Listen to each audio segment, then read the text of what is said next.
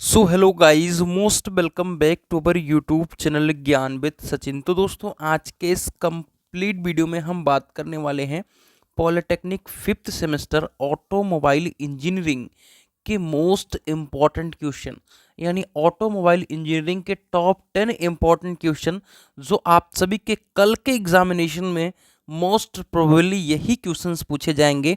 जैसा कि ऑलरेडी मैंने आप सभी को chapter wise important question already करा दिया है।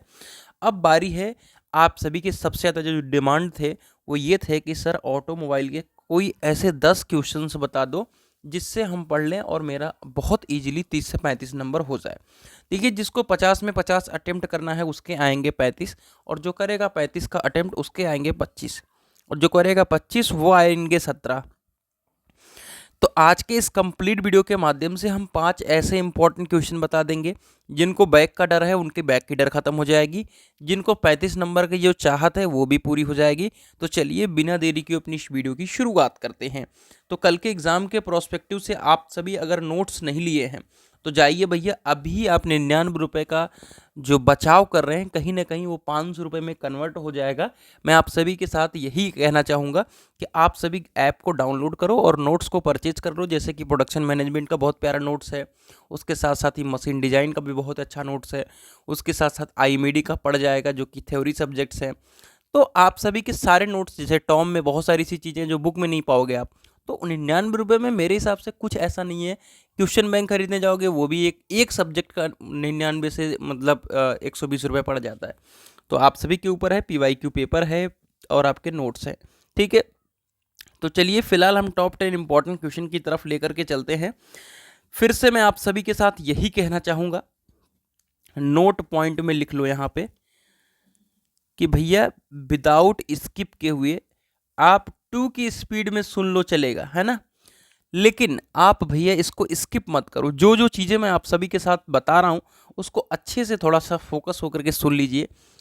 आशा करता हूँ आपके पास समय नहीं है, लेकिन भैया 10 से 5 मिनट इस पढ़ाई के लिए निकाल लो। बहुत लेंदी वीडियो नहीं बनाता, 10 से 5 मिनट के अंदर ही सारी चीज़ें कवर करा देता हूँ। होता क्या है कि जो स्क्रीन पर लिखा हुआ क्वेश्चन है उसे आप देख लोगे, है ना, लेकिन मैं जो आप सभी के साथ बताना चाहूँगा वो चीज़ आप शायद मिस करोगे। तो भैया पूरी तरीके से सुन लो।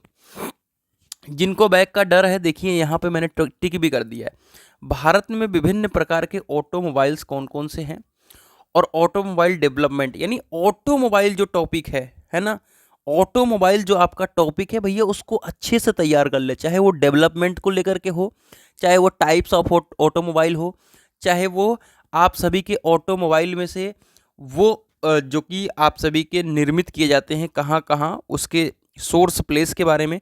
तो इन तीनों चारों चीज़ों को, मतलब ये 100% का क्वेश्चन है कि आना ही आना होता है ऑटोमोबाइल, क्योंकि ऑटोमोबाइल सब्जेक्ट पढ़ रहे हो और फिर ऑटोमोबाइल के बारे में आपको नहीं पता है कि यह है क्या, कहाँ कहाँ डेवलपमेंट होता है इंडिया में, तो डेफिनेटली वो पेपर ही नहीं बनता, है ना।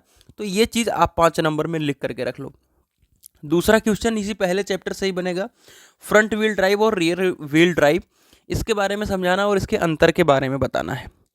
अगला क्वेश्चन क्लच के बारे में बनता है। मल्टीप्लेट क्लच सबसे ज़्यादा पूछा जाता है, तो मल्टीप्लेट क्लच का सचित्र वर्णन करो। अब फिर से तीसरी चीज़ मैं आप सभी के साथ शेयर करना चाहूँगा, जो सचित्र वर्णन है ना, जितने बच्चे चाहे कमज़ोर हो, चाहे अच्छे हो, चाहे टॉपर हो, कोई भी हो, हर एक डायग्राम, जो भी 10 क्वेश्चन बता रहा हूँ या चैप्टर वाइज बताया हूँ, जिसका जैसा भी लेवल है तैयारी करने का, हर एक डायग्राम को प्रैक्टिस जरूर कर लेना।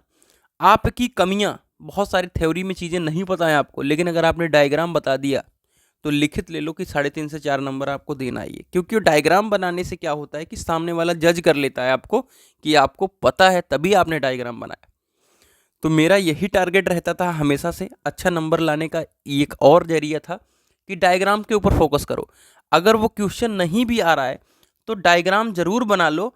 अगर डायग्राम बना लेते हो तो कहीं ना कहीं आप सभी के लिए ये हो जाता है कि आपका काम जो मोटा मोटा है वो निकल जाता है, 3-4 नंबर आपके आ जाते हैं। डिफरेंशियल का बहुत अच्छा डायग्राम है, बहुत इजी डायग्राम है, इसकी कार्यविधि को अच्छे से पढ़ लेना, ठीक है। स्टीयरिंग सिस्टम पूछेगा क्या है, 2-3 लाइन में डिवाइड करो।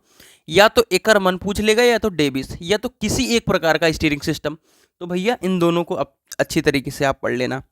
आइए आपसे पूछेगा कि ब्रेक, किसी एक प्रकार के ब्रेक को सचित्र समझाइए, या आपसे direct anti lock brake system पूछ सकता है। आपसे हाइड्रोलिक ब्रेक पूछता है या एंटी लॉक ब्रेक सिस्टम पूछता है डायरेक्ट, तो उसको तो पर्टिकुलर बनाना है। लेकिन अगर आपसे पूछता है किसी एक प्रकार के ब्रेक, तो आप एंटी लॉक बता दो या आप हाइड्रोलिक। तो जनरली इस बार के जो चांसेज हैं वो है कि किसी एक प्रकार के ब्रेक, चाहे वो डायरेक्ट पूछ ले एंटी लॉक ब्रेक, या आपको किसी एक प्रकार का ब्रेक पूछेगा। आइए सस्पेंशन सिस्टम के बारे में ऐसे पूछेगा। सस्पेंशन सिस्टम क्या है, बहुत इजीली समझा पाओगे। सस्पेंशन के बारे में आप हल्का सा आप देख लोगे तो सस्पेंशन के बारे में चीज़ें पता चल जाएंगी। और एयर सस्पेंशन या शॉक एब्जॉर्बर, दोनों आपके घरों में जो भी आपकी गाड़ियाँ हैं उनसे रिलेट करती हैं बहुत। अगर एक बार आप थ्योरी उसका पढ़ोगे तो ईजिली जान जाओगे कि शॉक एब्जॉर्बर क्या है और एयर सस्पेंशन सिस्टम क्या है। आठवां जो क्वेश्चन है बैटरी का, भैया मोस्ट इंपॉर्टेंट क्वेश्चन है, मोस्ट इंपॉर्टेंट, क्योंकि बहुत इजी है और 100% 2 क्वेश्चन लपेटे में आ जाता है। क्या क्या आएगा, यूज बताओ, बैटरी का यूज बहुत इजीली आप पढ़ लोगे, 4-6 लाइन तो समझ में आ जाएगा। उसकी मेंटेनेंस के बारे में भी बहुत इजीली जान पाओगे। चार्जिंग डिस्चार्जिंग के बारे में बहुत इजी तो नहीं कहूँगा, लेकिन हाँ 10 से 15 मिनट अगर ढंग से देखोगे। दूसरा जो सबसे ज़्यादा इसमें पूछा जाता है वो टेस्टिंग टाइप है ना, तो यही थोड़ा लेंदी रहेगा। बाकी बैटरी को भैया पढ़ लेना, स्कोरिंग है, 2 क्वेश्चन बनने हैं, 2 नहीं तो 1 में तो कोई दाग ही नहीं है कि बैटरी का क्वेश्चन नहीं आएगा। तो 5 नंबर बहुत ईजिली मिलने वाला है, बैक की डर यहीं से ख़त्म होने वाली है। 2 क्वेश्चन और बच रहे हैं, इन दोनों में से एक आना ही आना है, 100% वो आना है। क्या है वो, SCR मेथड पूछ ले। अब भैया कहोगे SCR मेथड क्या है, आपसे कभी कभी क्या नाम नहीं पूछता, डायरेक्ट पूछ लेगा SCR मेथड बताओ, ठीक है, तो वो भी आपको पता रहना चाहिए। सेलेक्टिव कैटलिस्ट रिडक्शन मेथड है, ठीक है।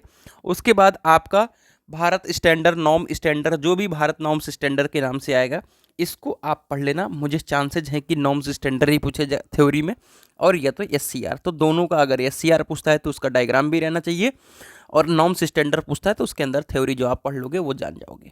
तो यही 10 इंपॉर्टेंट क्वेश्चन थे जो मुझे लगता है कि आपके एग्जामिनेशन में इसमें से 7-8 क्वेश्चन, 6-7-8 क्वेश्चन डेफिनेटली फंसने वाले हैं। तो कहीं ना कहीं यहाँ से 30-35 नंबर आपके बनेंगे। तो चलिए आज के इस सेशन को यहीं पर ख़त्म करते हैं और मिलते हैं एक नई वीडियो के साथ। तब तक के लिए bye bye, tata, take care, love you all.